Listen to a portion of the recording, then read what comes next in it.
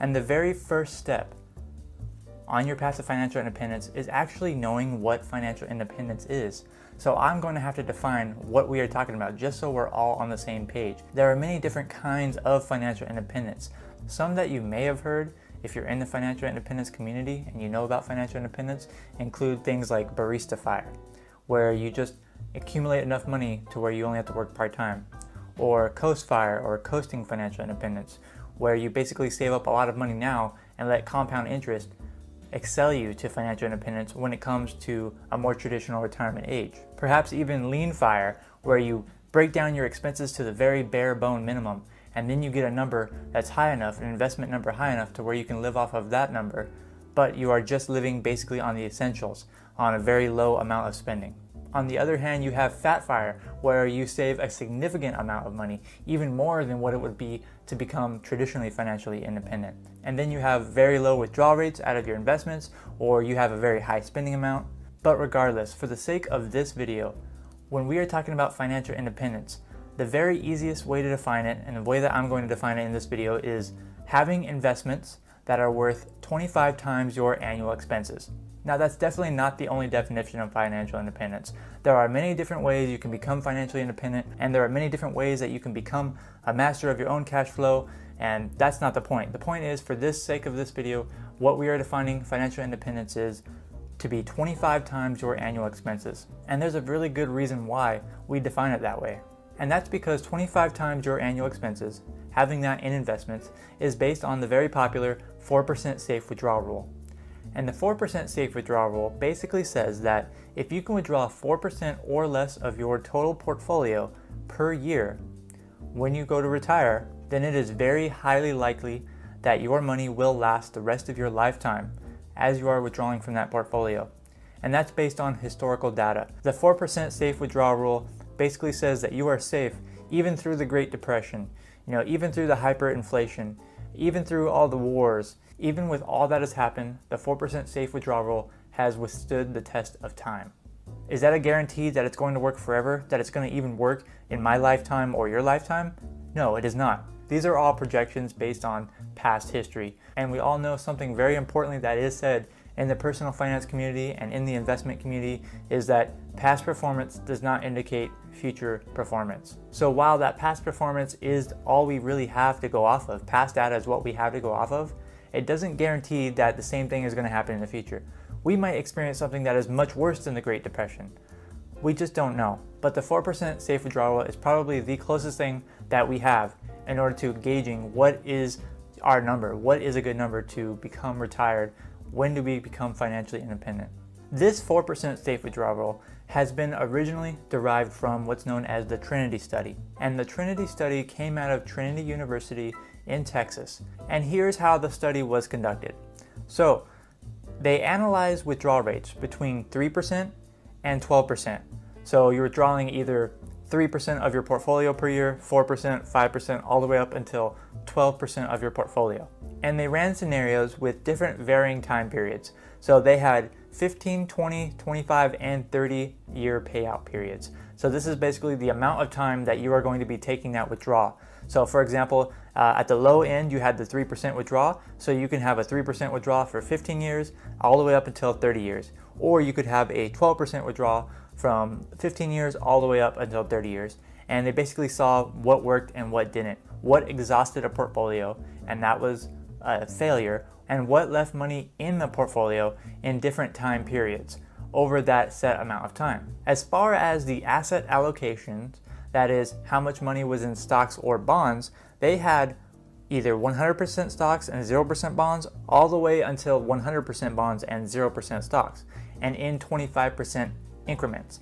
So they had 100% stocks, 0% bonds, 75% stocks, 25% bonds, and so on. And in order to account for those asset allocations, what they used was they used index funds.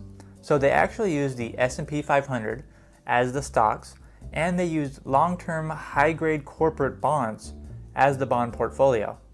So you have the S&P 500, that was your stock allocation, and you had those high-grade corporate bonds as your bond allocation. And when they were doing their analysis of the withdrawal amounts, the percentages were of the portfolio at the first year that they started withdrawing from the portfolio. So for example, if they took 4% of $1 million, that would be $40,000.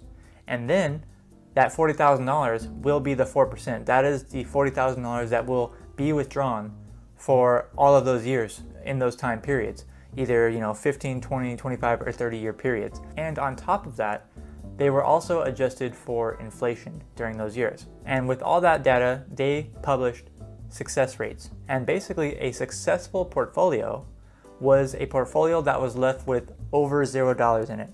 So it had a positive balance at the end of those certain time periods. So important to remember that the Trinity study had time periods from 15 to 30 years.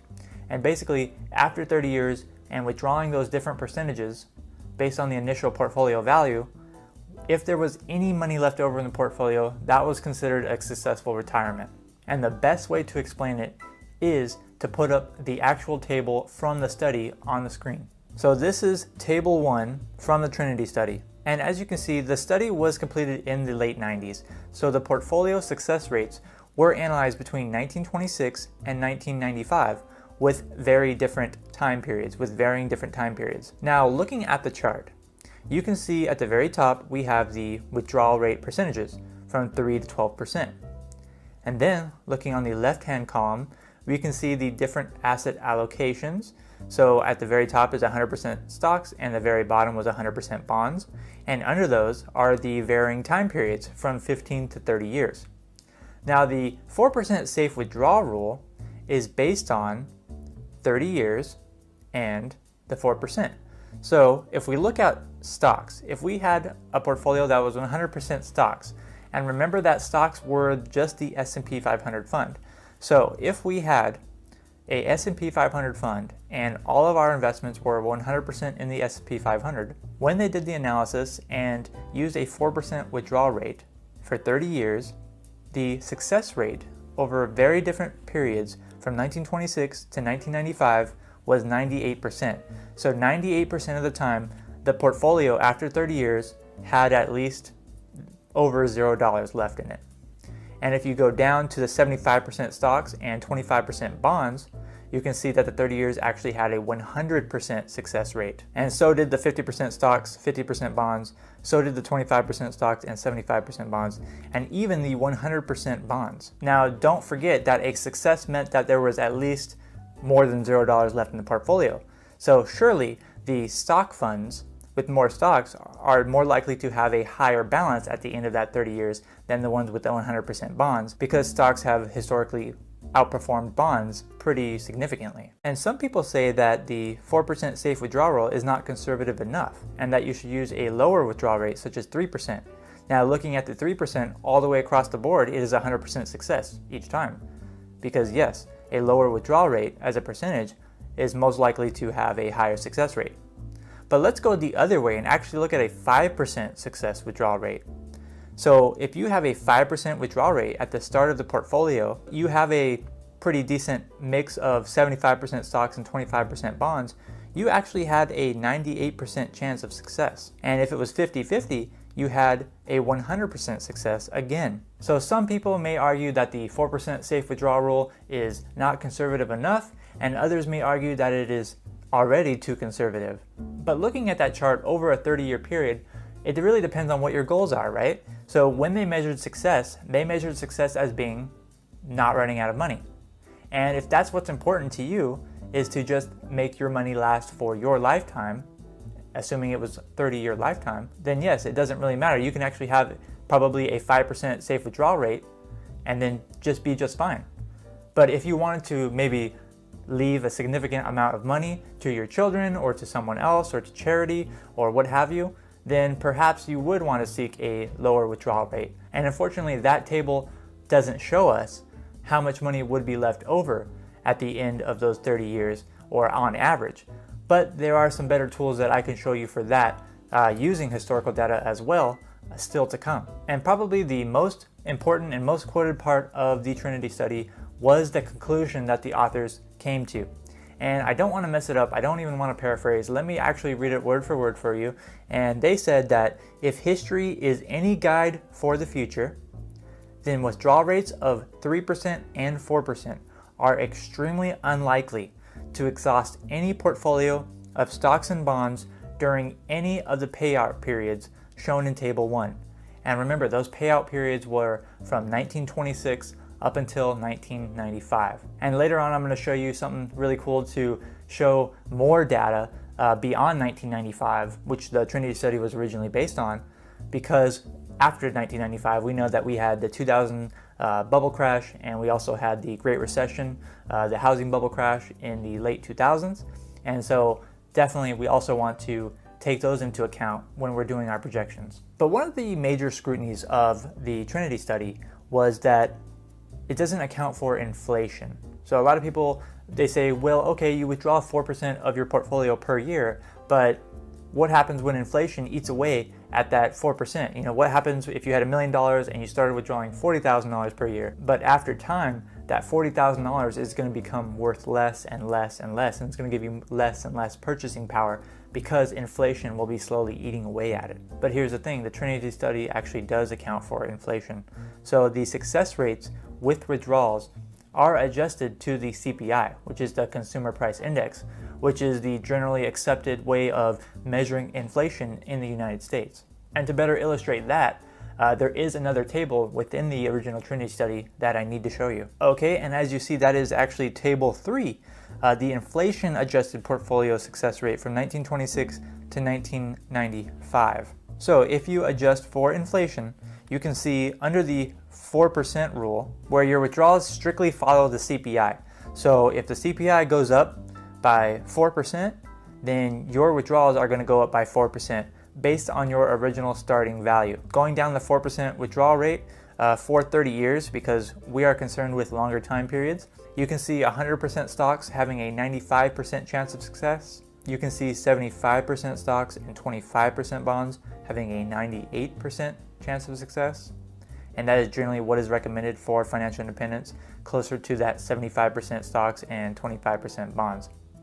And then just going down the line, you can see that if you did have 100% bonds and you adjusted for inflation, that is when you really lose out. You only had a 20% chance of succeeding, which is definitely not worth the risk of having 100% bonds in your portfolio. So there you have it in Table 3, adjusting for the CPI. If you adjusted your withdrawals up with inflation every year, just following the Consumer Price Index, you still have a 98% chance of success of not running out of money in 30 years with a 4% withdrawal rate when you have an asset allocation of 75% stocks and 25% bonds. However, one thing I do want to add in with that inflation adjustment is that those of us that are somewhat frugal, those of us in the financial independence community, I would argue that our expenses and our spending doesn't follow the Consumer Price Index. And I'm not going to expand too much on that, but the Consumer Price Index is just a basket of goods that are on average what your typical American would buy, and the price differences within that basket of goods. And I just think that we think a lot differently already, especially if we are on the path to financial independence, even more so if we have already achieved financial independence. And so I don't think that we are affected by the CPI the same way that maybe your average American that just pretty much spends all their money and lives paycheck to paycheck does. But that is a discussion for a whole nother video. But even though if you did account for the CPI, you still have a 98% success withdrawal rate with the 4% rule over 30 years. And furthermore, another big scrutiny is after those 30 years, those original tables, they don't tell you how much money you end up with. You could perhaps end up with only $1 left in your portfolio, and according to that table, that would be a success. But who wants to end up with only $1 left at the end of 30 years? Well, luckily, the authors of the Trinity study have you covered there as well, because they included another table, which is Table 4, and I'll put that on the screen right now. And as you can see within Table 4, this shows the average value of your portfolio after those time periods. So at the top it says terminal value of a $1,000 initial portfolio after all annual withdrawals. Now simply all you need to do, so this is based on a $1,000 starting portfolio. So what you can do is you can take your portfolio, let's say at $1 million, and you just multiply that number by 1,000. So 1,000 times 1,000 would be $1 million. Now, looking back at the 75% stocks and 25% bonds, which is typically the recommended portfolio when you are financially independent, going down the 4% safe withdrawal rate and 30 years, we can see that the average ending portfolio value was actually $9,031. Now, if we were to instead convert that to the $1 million initial portfolio, that means your average ending is $9 million. The lowest possible amount that you can end up with was $1,497. And if you convert that again from the $1 million portfolio, that means you would end up with $1.497 million, so almost $1.5 million at the end of 30 years. And then, again, the median, which is perhaps the most important, because this is probably where you would end up. The median number is $8,515, which would be about $8.5 million if you were to have started with a $1 million portfolio. And then lastly, the maximum, you would end up with a $16.893 million portfolio. The maximum that you would have ended up with, pretty much if you were to retire at the perfect year. But if you retired at the worst year, you would end up with 1.5 million. But on average, the median number I think is probably the most applicable, is you would end up with $8.5 million at the end of 30 years. Now, it definitely does sound like a lot, but you also do need to keep inflation into account there. So it is not like the $1 million that you started with will be worth 8 times more in spending power at the end of 30 years. But still, with that information that they provided in the Trinity study, you can see that you're probably not going to end up with just $1. The worst case scenario, if you started with $1 million, you'd end up with 1.5. The best case scenario, you'd end up with over $16 million. And on average, you end up with about 8.5 million if you started with that $1 million portfolio. So that is pretty cool, and there's definitely some more tools that I want to share with you. So with all of that information that was done with the Trinity study, it has really strengthened my belief in the 4% safe withdrawal rule. But here's the thing, the 4% safe withdrawal rule, it doesn't take into account something that's actually pretty important. The 4% safe withdrawal rule mentions nothing about Social Security. And yes, while people my age and just the younger generation in general, they might be worried about if Social Security is going to be there in the future in the United States. And while I definitely can't guarantee anything, I can't say for sure that yes, it will be there, or no, it is going away. In my mind, I think the odds are more in the favor of it not going away, because once something like that, something so large as that, has been implemented in the society, it's really very difficult to get rid of. So I don't see Social Security going away completely, but perhaps payout amounts and how much you have to put in will change. I just don't know, especially in my lifetime. The normal age that I would withdraw Social Security is over 40 years from now. And so I have no idea what is going to happen within that time. And that is why I think that we don't need to exactly calculate Social Security into early financial independence, depending on what your age is. But at the same time, it's not something that we can completely ignore. I think that there definitely will be some of it there, no matter what your age is now. But that's just my thoughts on it. Let's roll through a pretty much worst case scenario for Social Security, just to see how Social Security is still not something that is insignificant at all in building your financial independence plan. So I'm not an expert on Social Security, but I did do a lot of research on it. Basically, you need to earn at least 40 credits in your lifetime in order to become eligible for it as you approach the traditional retirement age. In order to obtain those 40 credits, you can basically earn up to 4 per year. So really that is 10 years of work in order to become eligible for Social Security in the future. So you can earn 4 credits, and it's based on how much you earn in the year is how much you're going to pay in and how much you're going to be owed to pay out. And you only worked for 10 years and you only contributed to Social Security for 10 years. So here's a quick little case study for you about Social Security and how it can be implemented into your financial independence plan. So really quick, I don't want to spend too much time on this, but let's say someone is 35 years old and they are retiring practically today, pretty much today in 2020, and they only worked for 10 years. And basically they got out of college and at 25 they got their first job, and then they worked for 10 years, contributed to Social Security, and they became financially independent. And so from age 35, in order to the maximum Social Security amount that you can get, which is at age 70, that is a 35-year gap. So basically they have to live completely on their investments utilizing the 4% safe withdrawal rule for 35 years. And then after that 35 years, at age 70, they begin withdrawing Social Security. How much will they get approximately if they only worked for 10 years and contributed to Social Security for only 10 years? Well, here's an answer directly from the Social Security website using their quick calculator. So very important, the first thing that you need to see is that I entered their date of birth and I just put in a random date that would make them 35. So I put April 1st of 1985 and then assume that they were retired. So this year they are retired in 2020. So their current earnings for this year are $0. Now 2019 was the last year that they earned anything, and they earned a clean $50,000. Even by not making a substantial amount of earnings, you can still actually get a pretty good payout in Social Security. So with that brings to our next image, and that is the input of how much wages that were assumed that they paid into. So once they got out of college in 2009, they should have been about 25. They started their first job and made $30,800. And thereon, they worked for 10 years, from 2009 to 2019. And that is the growth of their wages, with 2019 ending with $50,000. So nothing substantial, not a substantial amount of earnings. Pretty typical, I think, if you say me, pretty average earnings there. And they only contributed for 10 years. And based on the Social Security formula, it's actually based on a lot more than just 10 years. But even with all those zeros calculated into their benefit, let's look at what the Social Security Administration says that their payout amount will be. And here you have it.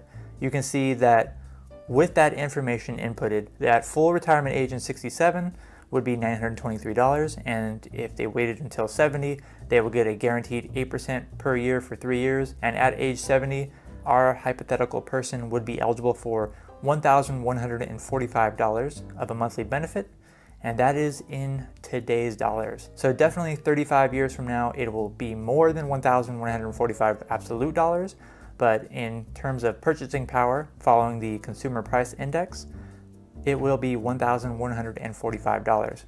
So even by only working for 10 years and only contributing to Social Security for those 10 years and only have the minimum amount of credits, our hypothetical person that worked for only 10 years and retired early, they still get $1,145 per month from Social Security Administration.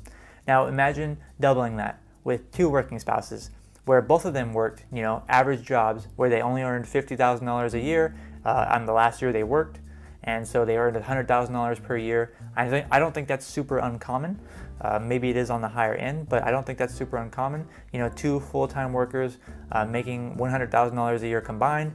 If they retired early at age 35, and they had only 10 years of working, they still, if they got the exact amounts here, would get $2,290 in a month of Social Security in today's dollars. So my point is that Social Security is definitely not something that you should just brush off and completely and think that you're never going to get it. It can also be something very powerful into your financial independence plan, especially the closer you are to actually being able to withdraw it. And that's a big reason why I still trust the 4% safe withdrawal rule, because really, if you think about it, as long as I've earned those minimum credits, I'm probably still going to get a somewhat decent payout from the Social Security Administration. And depending on what age you retire, as long as your money has lasted that long, you still have this other windfall of Social Security.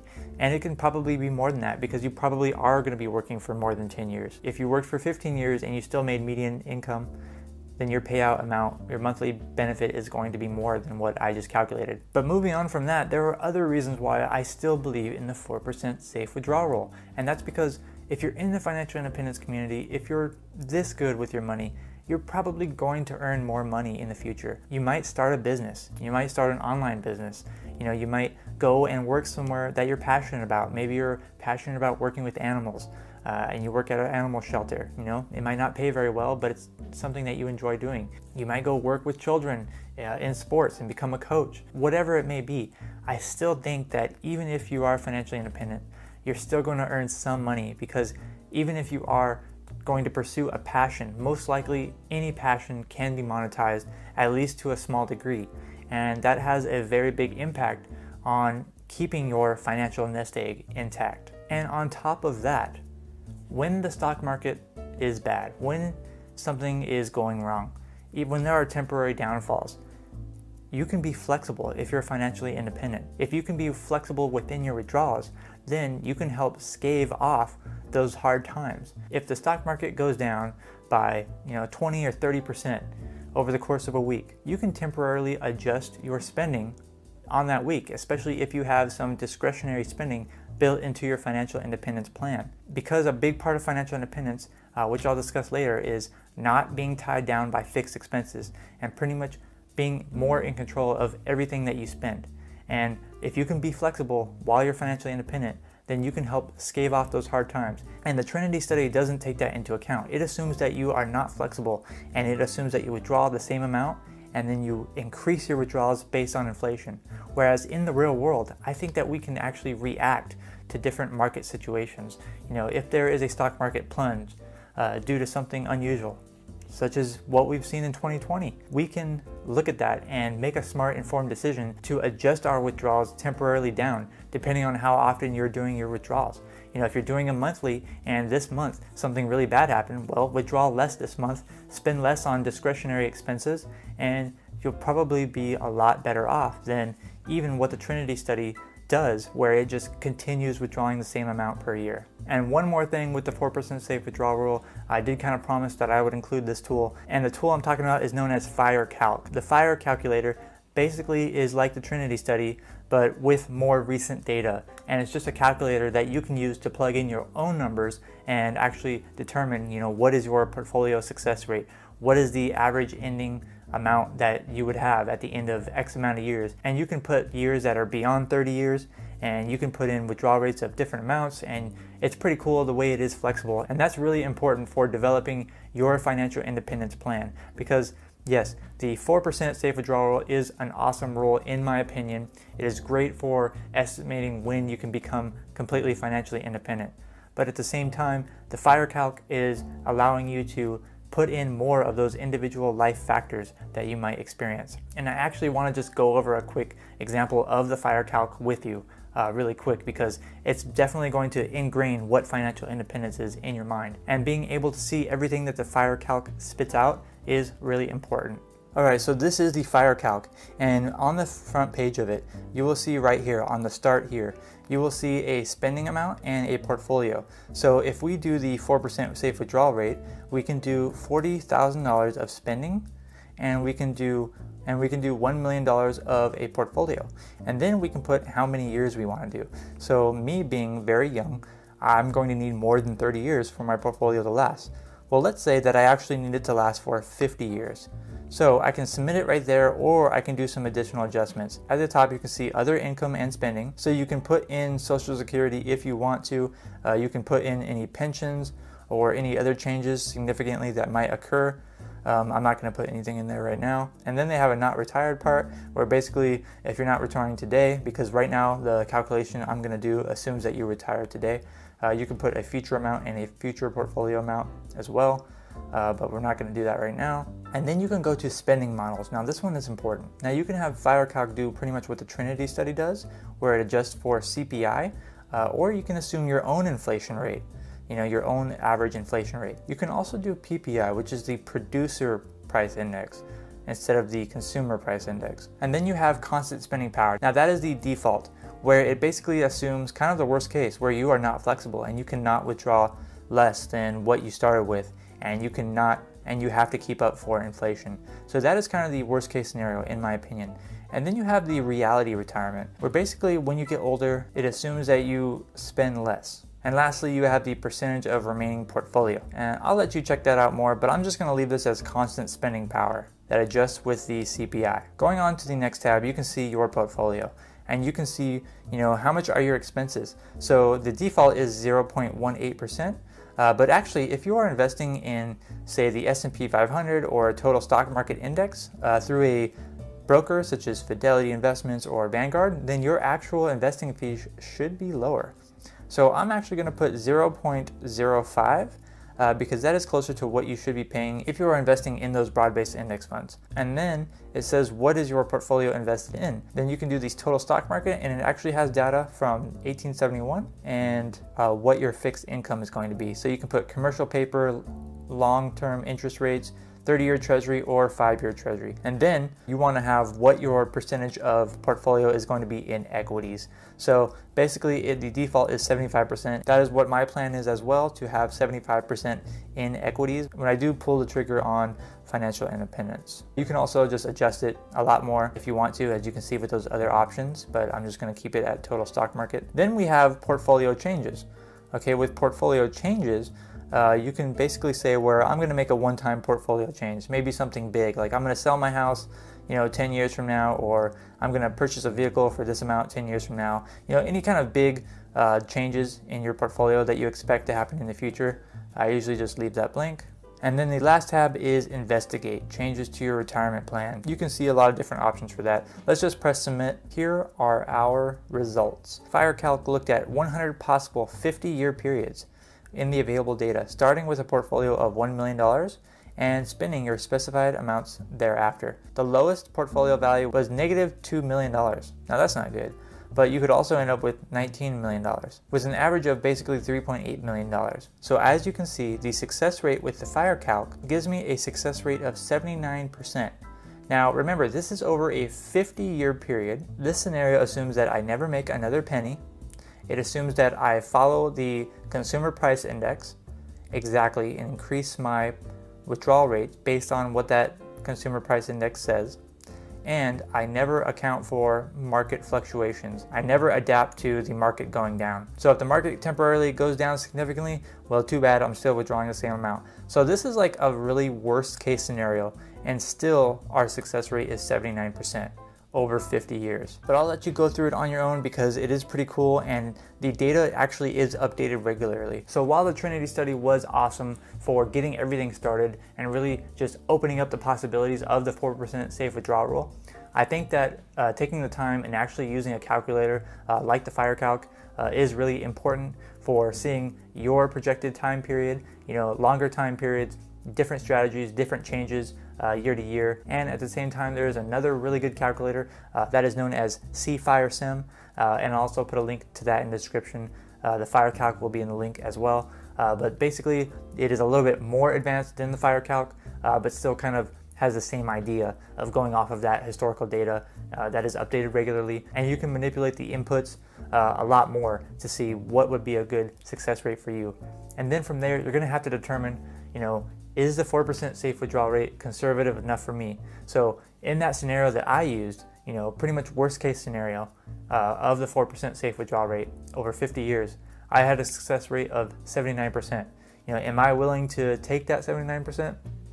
Me personally, I'm not.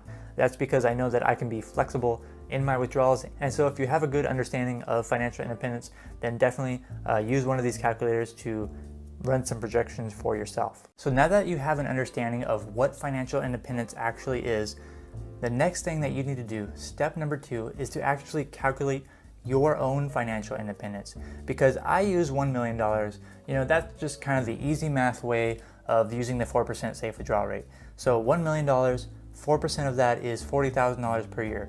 So $40,000 per year of spending is, if you have that amount of spending in your life, then you're going to need $1 million according to the 4% safe withdrawal rate. In order to calculate your actual amount, your amount might be less, your amount might be more. In order to calculate that, all you have to do is take your annual spending and multiply it by 25. So the reverse of the 4% rule is multiplying that spending by 25. And so if you take that same $40,000 and you multiply it by 25, you will get $1 million. Now do that for yourself. What is your annual spending, or what is your projected annual spending? Because maybe your annual spending might be a little bit less when you actually do become financially independent. Take your projected annual spending, multiply it by 25, and there is your FIRE number. Well, at least there's the start of it. And now that you have that number in mind, that is a very important number. That is your FI number. Now that you have that number in mind, the next thing that we need to do is we need to climb our way up to that number. And in order to do that in 10 years, you're going to need an investment rate, or what's known as a savings rate, that's around 65 to 70% of your income, which basically means you're going to have to put 65 to 75% of your income, of your take-home pay, is going to have to go into investments in order to make it happen in 10 years or less. Don't let that frighten you, because that is something that takes time. Now, this is not something that is going to happen overnight. You're not going to be able to invest 65 to 70% of your total income, just from watching this video, and the next day you're going to be at that rate. It doesn't work that way. There are small incremental changes that you can make every day in your life to excel you to the finish line, to financial independence. And that is what we are going to talk about next. Because step number 3 is to reduce your expenses. Reducing your expenses is the first step in order to get on the path to financial independence or excel your way there. That's because what your investment rate is, that is the margin between your income and your spending. And we want to increase that margin. So you have your income that is coming in, and then you have your spending that is going out. Now we want to divide those up, and we want to create this margin in between your income and in between your spending. And what that margin is what your investments are going to be. So if you're making money and you're not spending it, that money goes into investments.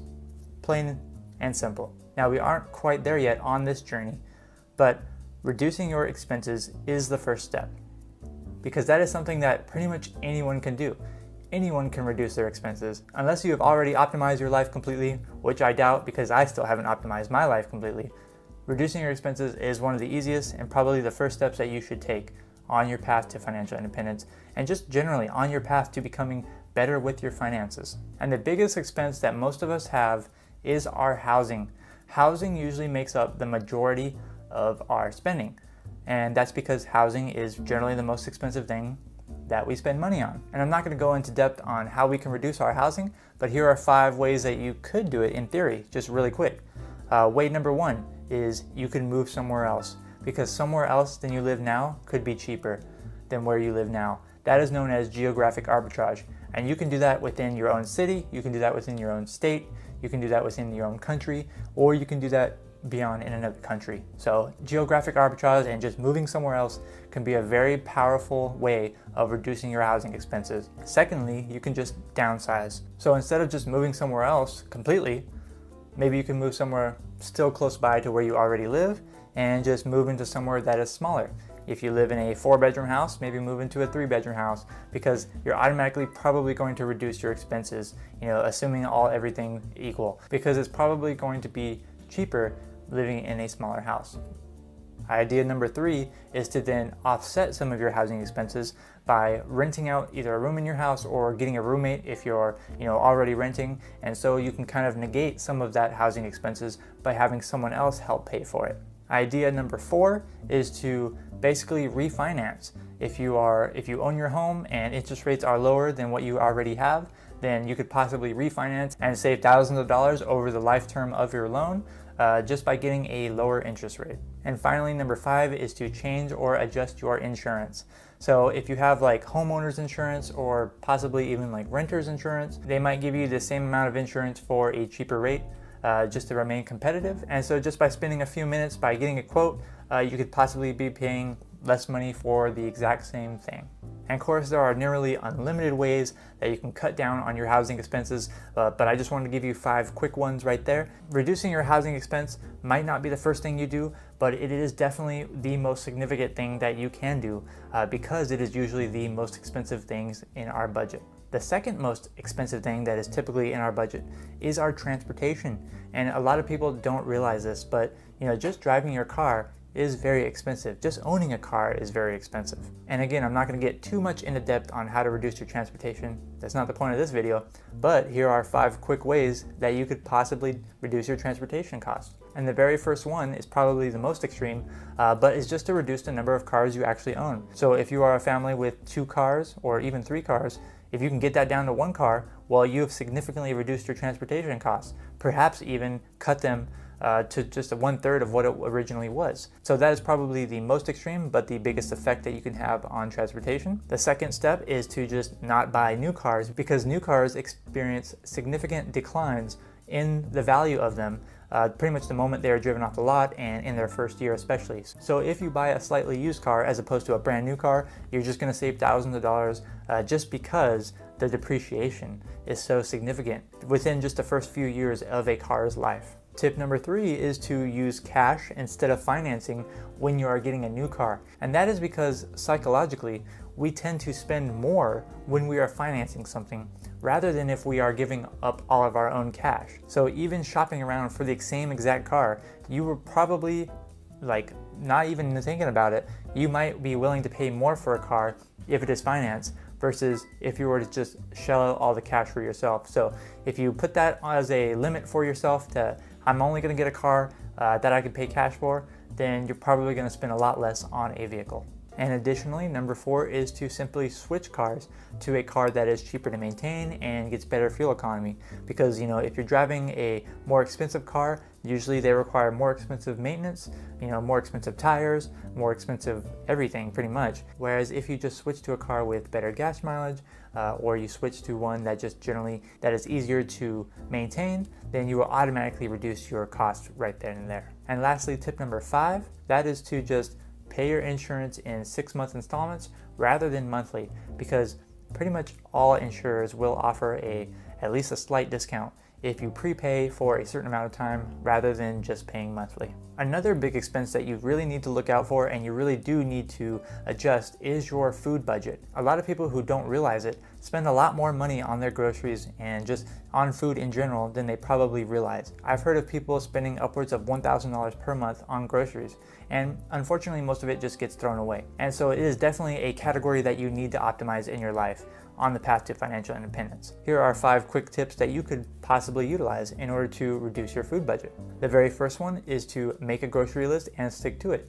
So before you actually go to the grocery store, make out a list of what you're going to get, and then when you go into that store, only get what's on that list and then get out of there. Because if you made the list beforehand and you stuck to it, then you can't spend any more like a lot of people end up doing when they go to the grocery store. Tip number 2 is to reduce how much you actually eat out, because eating out at a restaurant, whether it be a regular sit-down restaurant or even just a fast food restaurant, is significantly more expensive than cooking food at your own home. So the more that you can reduce your eating out, the more that you can save on your food budget. Tip number 3 is to just make fewer trips to the grocery store in general, because the less trips and the less time that you have spent in the grocery store, the less money you can just spend in there in general. If you only go once a week, then you only have 4 chances of spending money in the grocery store. If you can somehow only go there twice a month, then you only have 2 chances to spend money in the grocery store. And just by eliminating the possibilities of spending more than what you planned on, just by not being there, you can just go ahead and save money automatically without really even thinking about it. Tip number 4 is to base all of your meals around cheap staples. So the cheapest staples are usually carbohydrates, things like potatoes, rice, and pasta, and oatmeal, and major carbohydrates like that. If you base your meals around those simple items, then you can make cheaper meals, because those items are usually very cheap in big quantities. And so if you base meals around those items, you can just reduce the amount of cost per meal pretty much without even trying. And lastly, tip number 5 is to actually cook food in advance.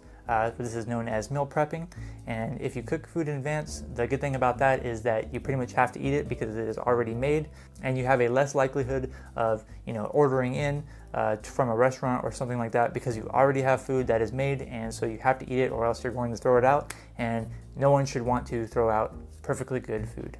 So those 3 that I just mentioned are housing, transportation, and food, and they are what is known as the big 3. These 3 categories usually make up the very large percentage of your total budget, maybe even close to like 60 to 70% in many cases. And so those are the biggest things that are going to have the biggest effect on your life. But of course, we know that there are a lot of other things that we spend money on that we could also, reduce without reducing our quality of life.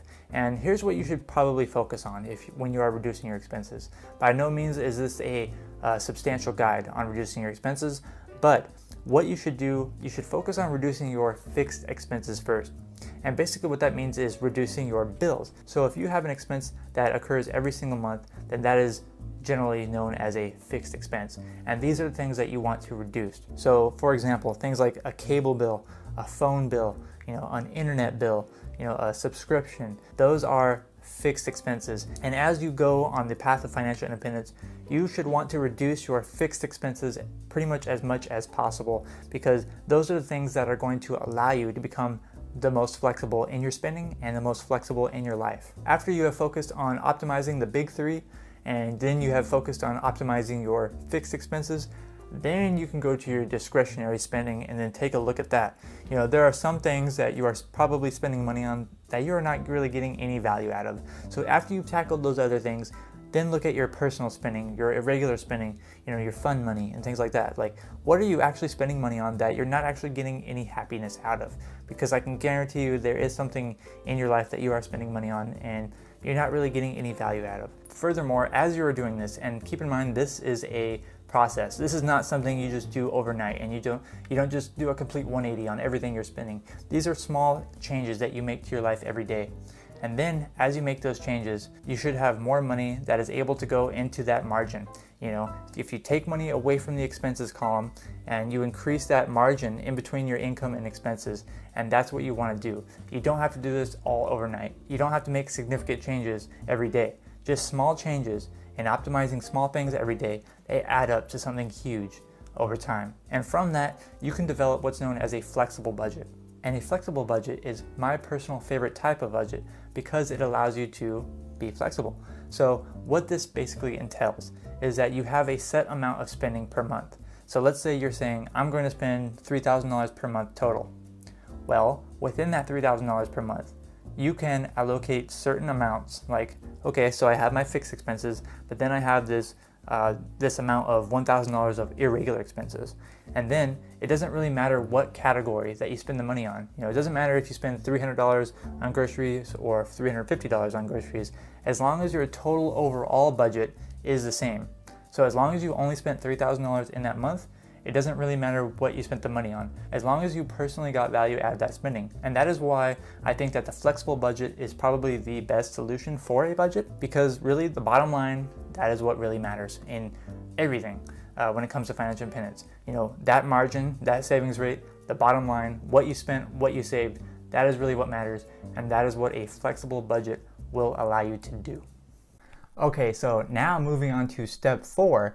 After we have already reduced those expenses, now we need to put those reduced expenses to good use. So we should have some extra cash flow coming in. So we should have a little bit of extra money now that you reduced your expenses. Now the next thing that you should be doing with that money is you should be reducing your debt. So you should be paying off debt if you have it. So that is going to be step number 4, is to pay off any high interest debt that you have. And a really good rule of thumb here is when you're deciding on whether you should pay off your debt or whether you should invest the money, which we're going to cover pretty shortly, one really general rule is that if your debt interest rate is higher than what you would reasonably expect to make, if you were investing that money, then it's probably a much better idea to pay off that debt. So certainly it's always a good idea to pay off something like credit card debt, because usually credit card debt is going to be extraordinarily high, such as maybe 10%, 15%, 20%, or even more. So if you're paying interest rates like that, if you actually are carrying a balance on your credit card and you're accruing interest on a balance with an APR that is that high, then definitely you need to put those saved expenses towards paying off that kind of debt. Things get a little bit more complicated when you're talking about low interest debt, such as, if your mortgage is only 4% or, between 3 and 4%, that's a really low interest rate. So maybe it might not be worth it to pay off the mortgage early. Maybe it is. It just really depends on you. But for the sake of this video and achieving financial independence, you definitely want to pay off any high interest debt first. Now, there are two primary ways that you can pay off your debt. Probably the most logical and the most math and formulaic way of doing it is to first put as much money as you can towards your highest interest debt, and then pay the minimums on all the other ones until you eventually pay off that highest interest debt, and then you move your way down the ladder. This is what is informally known as the debt avalanche. Okay, so the debt avalanche, you pay off the highest interest debts first, you pay the minimums on all your other debts until eventually you wipe that one out, and then you move on to the next one. So let me give you an example. So I wrote it down right here, and if you have a credit card, let's say it has a 12.99% interest rate, and you have a car loan at 6.4%, a student loan at 5.2%, and a mortgage at 4%. Now those are somewhere around the averages when I looked them up. So I don't think it's unrealistic to have those kind of interest rates. In that scenario, if you were going to do the debt avalanche, you want to pay off highest interest debts first. So you would put the most amount of money towards your credit card first because it had a 12.99% interest rate. And then you would pay the minimums on your car loan, your student loan, and your mortgage because those rates were smaller. Once you pay off all of your credit card debt, you no longer have that 12.99% APR that you're paying on.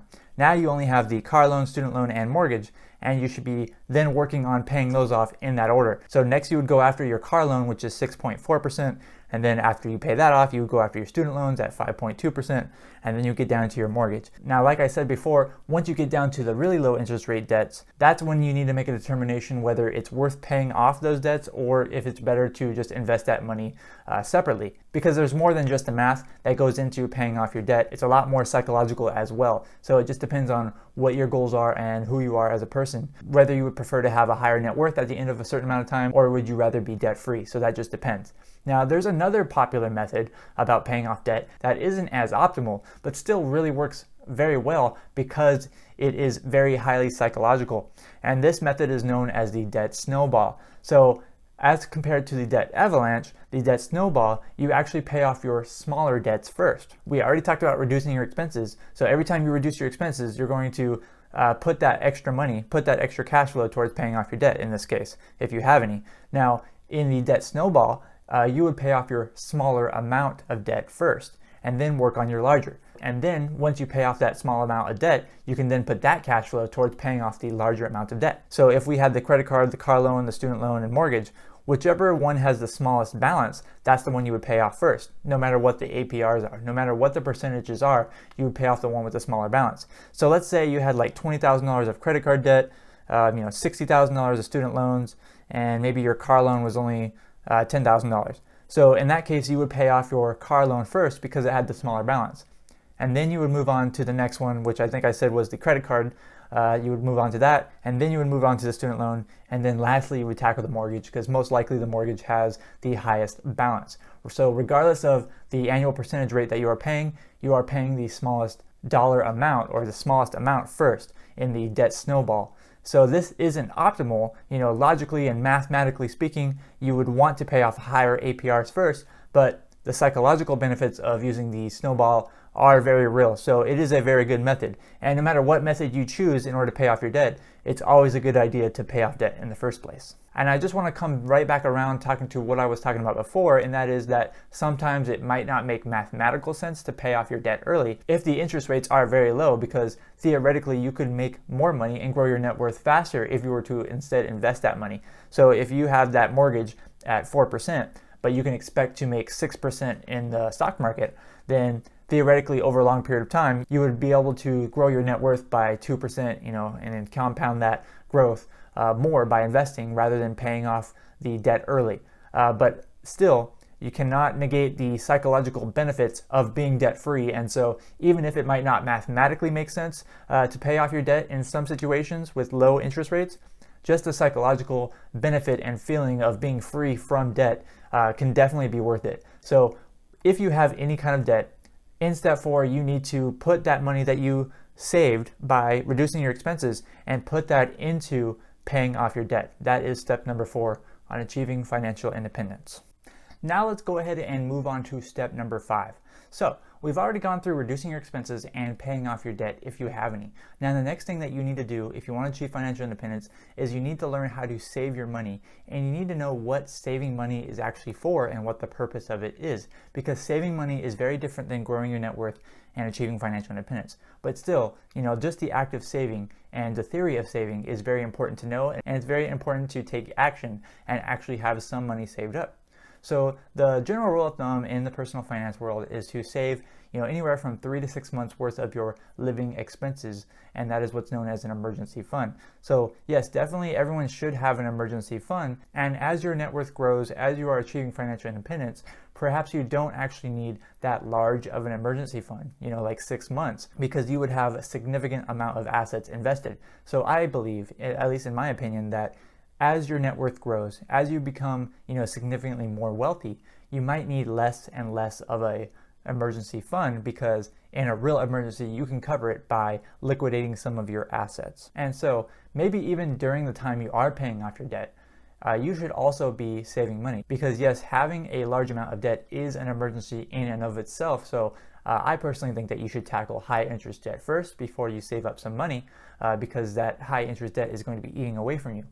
But therefore, it doesn't really matter too much which one you start first, but at some point it is important that you establish some kind of savings and some kind of an emergency fund. I myself can take on a little bit more risk, and that's why I typically maintain, closer to that 3 months of an emergency fund, and that is right for me. That allows me to sleep at night because I already have a good amount of investments that I could liquidate in a real emergency.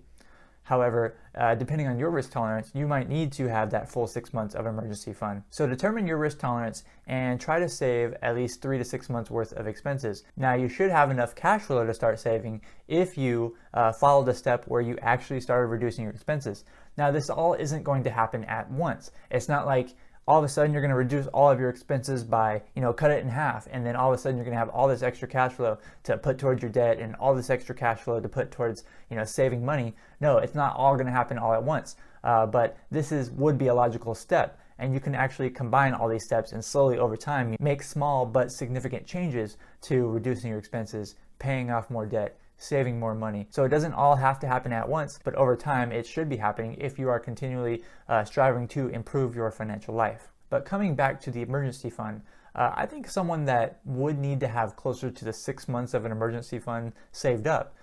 In that case, I think it would be someone that has maybe a job that is highly cyclical, that could easily go away if the economy or the overall economy were to go down or be in a bad state, or someone, like I said, that just has a very low risk tolerance and just can't sleep at night without having some sort of large amount of cash cushion. And personal finance is highly psychological, and so not having that worry over your head, that is very, very important. So depending on your risk tolerance, determine how much you want to have in an emergency fund. But once you get past that, there is a reason why you would save money. And the reason why you should be saving money is to actually spend that money, typically on a larger purchase or on a purchase that isn't highly reoccurring. So let's say, for example, if you own a home, you need to replace the roof on your home approximately, I think, about 15 years. So instead of, that 15 years coming up and then you have a leak in your roof and all of a sudden you need to pay, I don't know, somewhere maybe like $20,000 to fix your roof, what else instead if you actually saved a small amount of money each month? And then at the end of 15 years, you already had that, $20,000 saved up to pay for that new roof. That would be a better situation, and that would be a good idea on an irregular expense that you should be saving for. And there are many other irregular expenses that we have in our life. One, for example, another one is with our vehicles. We know that there is going to be some kind of repair or some kind of maintenance that we need to perform on our vehicles. And those repairs and maintenance don't happen every single month. But if we saved a small amount of money up each and every month, we would have enough to pay for those repairs and those maintenance when the time comes for them to need to be performed. Another reason why you would need to save money is, just for a large purchase that you want to make. So if you want to make a large down payment on a house, you are intending to spend that money. So savings in this case is money that you are intending to spend, but most likely it is a larger purchase. So larger than you would normally spend, say, every single month. A down payment on a house, a new car, expensive computer. As you can see, I have a new computer. So those are things that you would need to actually save up money for, and that would be the point of saving. But when it comes to financial independence, you can't just save your way to financial independence. So if you actually put a bunch of money into a savings account and you intended to live off that money as in being financially independent, it probably wouldn't work, because financial independence relies on investments and actually earning money from the money that you already have invested. And that way you can hedge against inflation, and you can actually continue to grow even more wealthy while you're not even working, if you choose to do so while you are financially independent. My point is that your money needs to be working for you while you are financially independent. It needs to be earning money. You have to get an ROI on that money. And just saving and putting a large amount of money into a savings account, earning 0.01% interest rate, is not going to get you to financial independence, at least anytime soon. So we need to actually learn how to invest in order to become financially independent. And that brings me to step number 6, which is actually investing your money.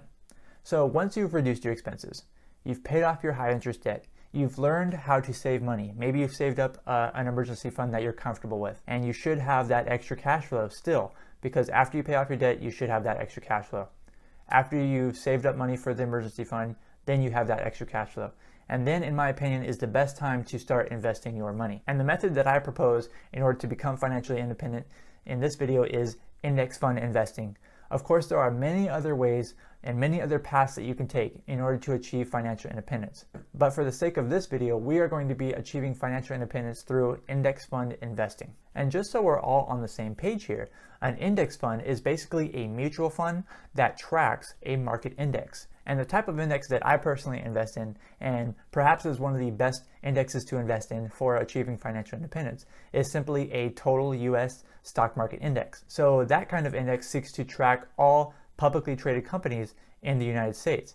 Perhaps not including the microscopic, smallest publicly traded companies. So, you're getting close to maybe 95% of all publicly traded companies in the United States when you are invested in a total US stock market index fund. So I believe the one I invest in is from Fidelity Investments, and I believe they have about somewhere around 3,500 different companies included in that fund. However, these funds are market capitalization weighted. So that actually means that how big the company is determines how much of a share or how much of a percentage it is going to be included in that index. So even in a total stock market index, large US companies are going to take up a higher precedence and have a higher percentage of that index. So for example, the S&P 500, which is another index, which is 500 of the largest publicly traded companies in the United States, those companies make up anywhere from maybe 75% to 80% of a total stock market index. Because those companies are so large, they actually make up a very large percentage of the entire US economy. So when you're investing in a total stock market index, you are getting about 75 to 80% of your money actually invested in those S&P 500 companies. Whereas the other 20% are those smaller companies, anywhere from, mid-cap companies all the way down to just small publicly traded companies. So you're getting exposure to more companies when you're investing in a total stock market index.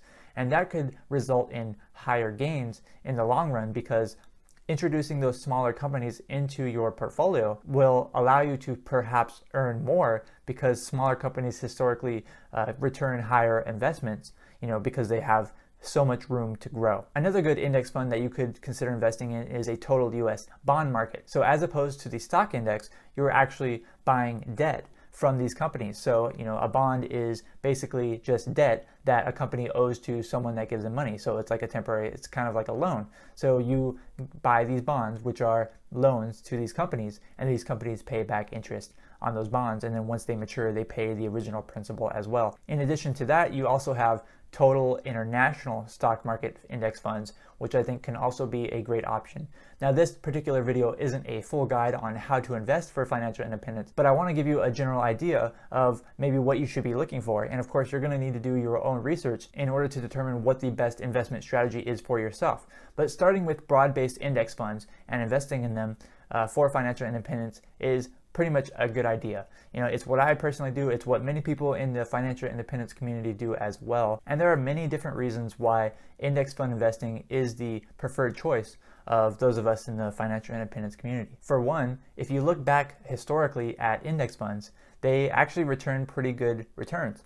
And so I will go ahead and put up a chart on the screen for you in case you haven't seen this chart. And that is actually the S&P 500 and how much it has grown since its inception, since it was created. And it's returned, an average rate of 10%, of course, depending on when you get into the fund. Another reason why index fund investing is really great is that you can diversify your portfolio with very little money. Many mutual funds basically have a $0 requirement for entry. So now you can put, $1, $50, $100 into an index fund, and you can be diversified across, say 3,500 companies in the case of the total stock market index fund for the United States. You can easily diversify your money with a small amount of money instead of having to go after individual stocks and pay, a full amount to buy one share of one company. So you can easily diversify your portfolio, and it's extremely easy with these index funds. Another good reason why index fund investing is great for financial independence is that it's just super simple. There's not much of a learning curve in order to get invested in the index funds. The most that you need to learn is to understand why you would want to invest in index funds in the first place.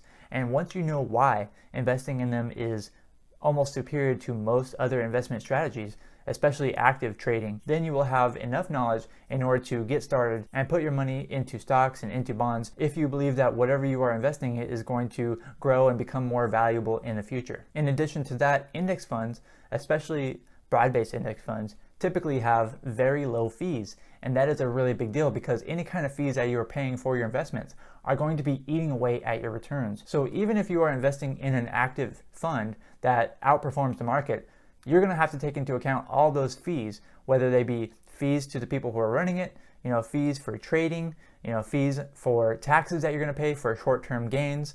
All of those fees need to be taken into account, and those will eat away at your return. And that is why actively managed funds tend to not be able to outperform the market because of all those fees, because of all that high trading. When you invest in broad-based index funds, and right now I'm just going to be talking about the US index funds, you are putting your money into the entire US with the intent that your money will grow with the overall US economy.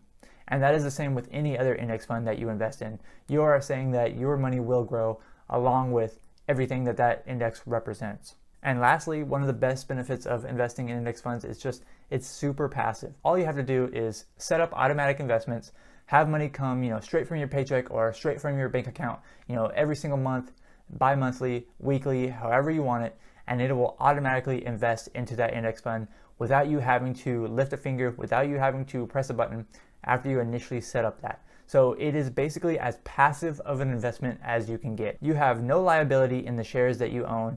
You have no involvement in the companies that you own. The only downside that you have is possibly losing all the money that you invested, but you can never lose any more than that. But there's unlimited upside to investing in index funds. There is literally no ceiling, no limit to how much it can increase in value, no limit to how much you can get paid in dividends or interest or whatever. So the downside is limited to what you invested in it, and the upside is unlimited. And at the same time, if there was that downside, if you did lose everything, I think we'd have more to worry about than just your investments. That would basically mean that the entire US has ceased to exist. And so if that did actually happen, I think that we would have bigger things to worry about rather than our investments, because at that point, investing in no matter what probably wouldn't matter. So those are the main reasons why I personally invest in index funds, and probably why many other people that are on the path to financial independence choose to do so as well. And it probably is a pretty good idea for you to do on your journey. Now that we've learned how to invest, we want to figure out how we can invest even more, right? And one of the easiest ways that you can invest more money with the same amount of paycheck, let's say without switching anything, is you can reduce your income tax bill. Reducing your income taxes, it can be a little bit complicated, but it doesn't really need to be.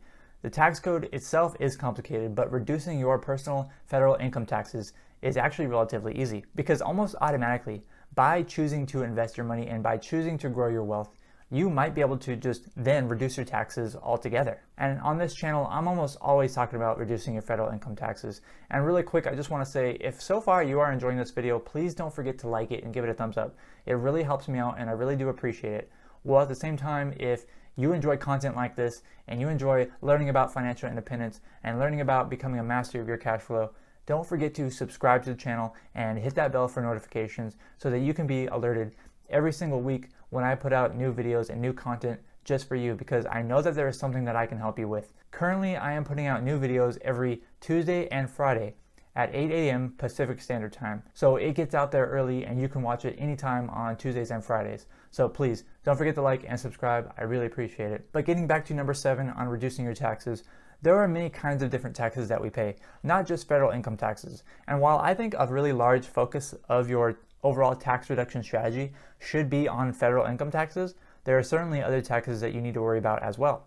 So for example, we have federal income tax, we also have state income tax, we have property taxes, we have sales tax, and there are many other hidden types of taxes that you pay, such as gasoline tax that is calculated into the price of gasoline, and many others just like it. So we need to learn about how we are getting taxed in the particular area that we live, because for example, state income tax isn't in every single state. There are a few states that have no income tax, there are some states that have very high income tax, and there are some states that just have a very low income tax. And that's the same with sales tax. Some states have no sales tax, Some states have really high sales tax, and some states have a low amount of sales tax. And in addition to that, some states have exemptions on food items. Some states don't tax food at all, some do. So you need to learn about taxes in your particular area and how maybe you could adjust your spending to avoid paying higher taxes. Because making some smart tax choices can help you get more value out of every single dollar that you spend. And especially when it comes to income taxes, utilizing different vehicles that you could do in order to reduce your federal income taxes will allow you to have more money for yourself in order to invest more, pay off more debt, save, or whatever you might want to do. One bit of good news is that just by reducing your consumption, by reducing your expenses, like we did early on, you almost automatically are going to reduce the amount of taxes you pay. Because the way it works, especially in the United States, is the more you spend, the more you're taxed, typically. And that's why achieving financial independence, a big part of it is reducing your tax liability. Just by spending less on stuff, you are automatically reducing your sales tax in most cases. Just by utilizing, tax-saving vehicles in order to save for your retirement, you can reduce your income taxes and therefore pay less in federal income taxes. And sometimes that also translates into state income taxes as well. So that's why just reducing your consumption can reduce your taxes automatically.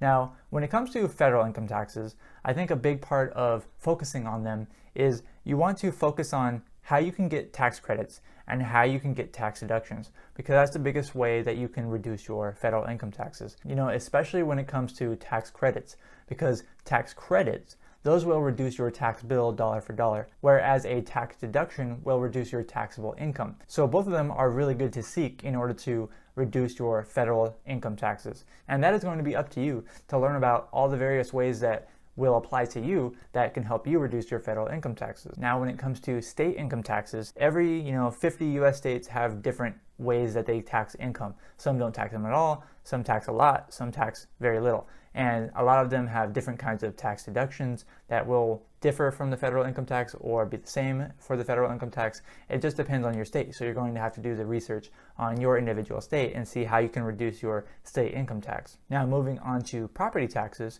one way that you can reduce your property taxes is that if you are subject to an increase in your property taxes, you can actually appeal that in many different states.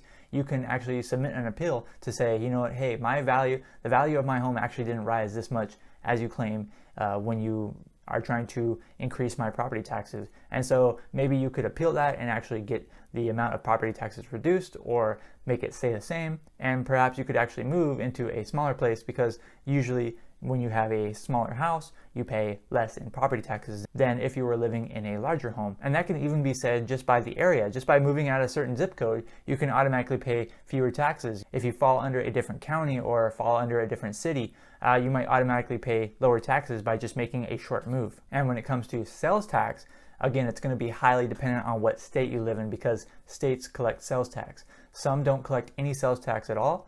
Some tax only certain items. Like, for example, like I mentioned, some states do not tax food at all, but tax other items. Some tax different items at higher rates, and some don't tax services at all. So if you are buying a service as opposed to a product, usually you won't pay a sales tax on that service, whereas if you were buying a product, you would pay sales tax on that product.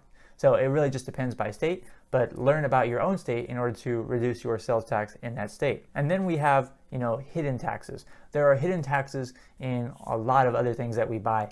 And this could be things like gasoline, in items such as like cigarettes and alcohol. A lot of these things have high taxes that actually comprise of a majority of their price. So something might actually be really low cost to produce, but the actual cost of it will be high because the amount of taxes are so high. So you're just going to have to do the research on that in your particular area, because you never know what you might find. You might be very surprised to see what kind of taxes you are paying that are actually very hidden where you live. Up until this point, we have pretty much only talked about reducing your expenses, but there is one other thing in that equation in order to create that margin between income and expenses, and that is that you can actually increase your income. Because yes, in order to create that margin, you can reduce your expenses and you can increase your income. So that is number 8. Step number 8 is to increase your income. And there are countless ways that you can actually increase your income. And we're not going to definitely go over all of them in this video, but here are 5 ways that I believe that might be easy for most people to increase their income. And I'm going to go ahead and list them kind of in the most extreme to least extreme. So the very first way that I have for you is to actually just switch jobs, because many people don't think of this as an option. But if you can move within your career, take a different job that is higher paying, you can pretty much automatically increase your income by taking a higher paying job. And many people don't realize this because they feel so secure in the job they are now. But it's so easy to switch careers, and move jobs this day and age. So consider switching jobs if you can make more by simply just doing so. Reason number 2 is to actually get a pay raise in the current job that you work. So you can look to get a promotion, or you can simply go up to your boss and ask for a pay raise, depending on what kind of position you are in to do so. Usually you're going to have to actually have, good performance in order to actually get a pay raise. Idea number 3 is to get a side hustle. So you can get just like a side hustle job where you basically work as an independent contractor. So there are many different available options for that, such as freelancing, freelance writing, being a driver, being a delivery driver, whatever it may be. There are many different side hustles that are like part-time jobs where you get to choose exactly where you work.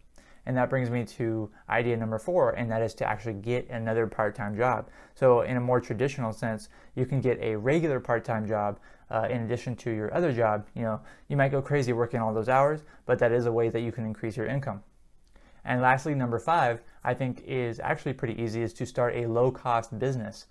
So you can start a YouTube channel, you can start a blog, you can start a website, you can start a e-commerce website, whatever it may be. Especially with the internet today, it is so easy to get started with a very low-cost business. And all you really need to do is put your time into it and a very little bit amount of money. And a small business can grow quite exponentially because the internet allows you to easily expand. So those are 5 ways that you could increase your income possibly. Of course, there are a million different other ways that you can increase your income, but increasing your income is step number 7 in achieving financial independence, because you can only do so much with the current income that you are bringing in, and increasing your income could possibly, give you that next level, put you on that next edge in order to get to financial independence faster. And so now you know the big secret of financial independence: creating that margin and just investing the difference until you reach the number to where you have 25 times your annual expenses, and then theoretically, at least, as a rough rule, you have achieved financial independence. And the amount of your margin, the amount that is actually going towards investments every single month, that is what's known as your savings rate. So it is known as a savings rate, but really it is an investment rate. How much of your money are you investing every single month? That is going to determine how long it is going to take you to achieve financial independence. And that's why in step number 9, in order to achieve financial independence in 10 years or less, you need to achieve a savings rate of at least 65%. Because, theoretically, achieving a savings rate of 65% will allow you to achieve financial independence in 10 years or less if you are able to, pretty much consistently maintain that 65% savings rate. So this means that 65% of your income, of your take-home pay, needs to be going to your investments. So for example, if you make $100,000 per year, then $65,000 will need to be invested every single year, and then the other $35,000 is what you have to live off of. Your savings rate is the biggest contributor to how long it is going to take you to achieve financial independence. Now, I'm not just making this number off the top of my head. I actually used a calculator called Net Worthify, and I'll go ahead and put that on the screen for you right now.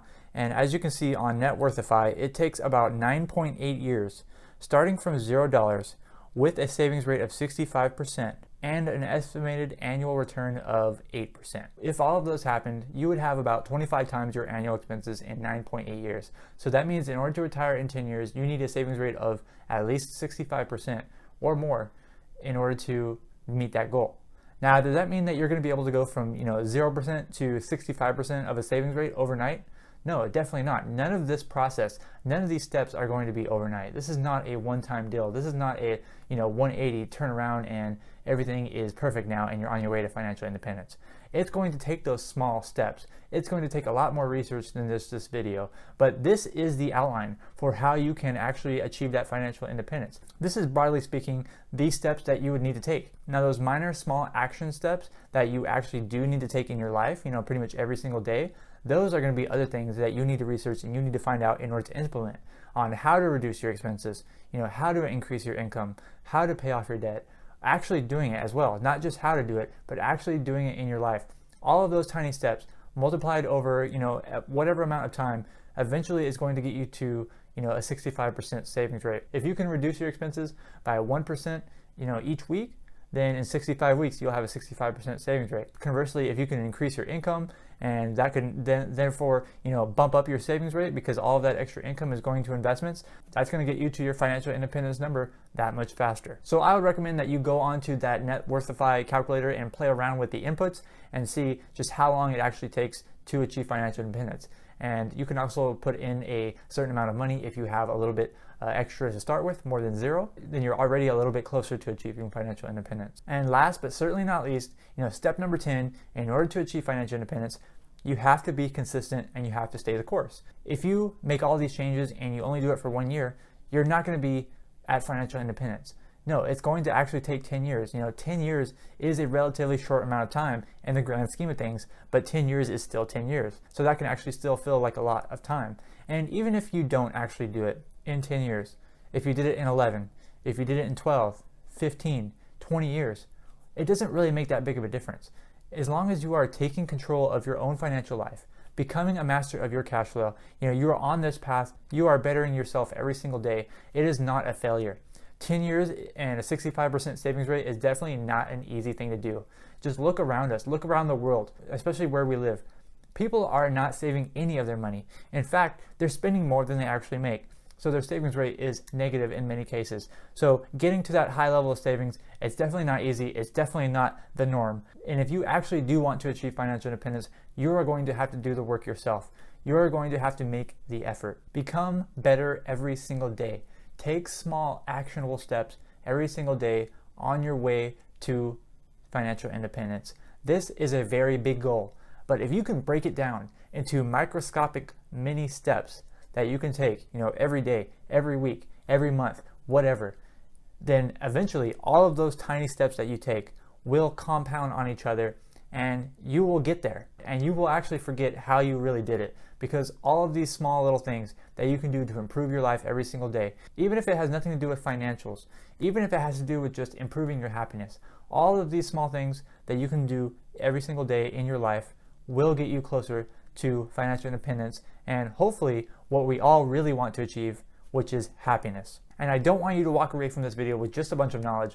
I also want you to take action today. One small action that you can take right now is by helping yourself to getting an online bank account, because online bank accounts are pretty much superior to those traditional brick and mortar accounts. They have very little expenses, very little overhead, and they can offer you better benefits than a regular bank can. So you can help yourself and you can help me in the process because I will get a little bit of a benefit if you go to SoFi and you sign up for an online bank account. Go to oncashflow.com/SoFi. That's oncashflow.com/SoFi.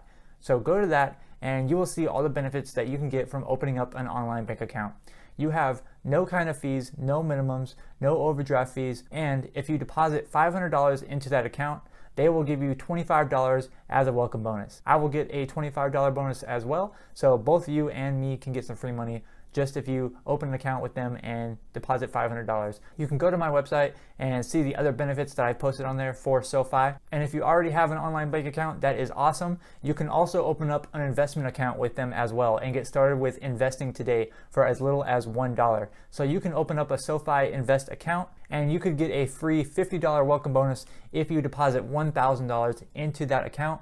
Again, I will also receive $50 if you do all of those steps as well. There are no strings attached, there are no account minimums, there are no trade fees, and there are no trading minimums. So you can literally get started today for as little as $1 to start investing, just to dip your feet in there if you haven't already. And a third option for helping yourself out and also helping me out in the process is you can go on there and you can get a free quote for student loan refinancing. So you can go on and get a free quote from SoFi to see if they can refinance your student loans and offer you a lower rate. They will not check your credit score while they're giving you that free online quote, unless you actually go through with it and say, yes, go ahead and check my credit score. I do want to, refinance with you. So if they don't offer you that lower rate online, then you can just say no. It doesn't affect your credit score at all. But if they do offer you a lower rate and that sounds good to you, you can go ahead and sign up with them, and they will give you a $300 welcome bonus in some cases. And if you do refinance with them, they have $0 origination fees, they have $0 application fees, and $0 prepayment fees. So you can prepay your student loans much more than just a minimum amount. So that is 3 options for you to take action today: online bank account, online investment account, or refinance your student loans. And by doing so, by just clicking on there and opening up an account, you are helping this channel out. You are helping me out to grow this channel and help more people and get the word about financial independence and becoming a master of your own cash flow. You are helping me get that word and spread that word. And there are no strings attached and no extra cost to you. So thank you so much for watching this video. I really hope that you got some value out of it. If you did, please leave me a comment below. Don't forget to like the video and subscribe to the channel. New videos every single week, Tuesdays and Fridays, 8 a.m. Pacific Standard Time. I'm Zach from OnCashFlow.com, and I hope to see you next time.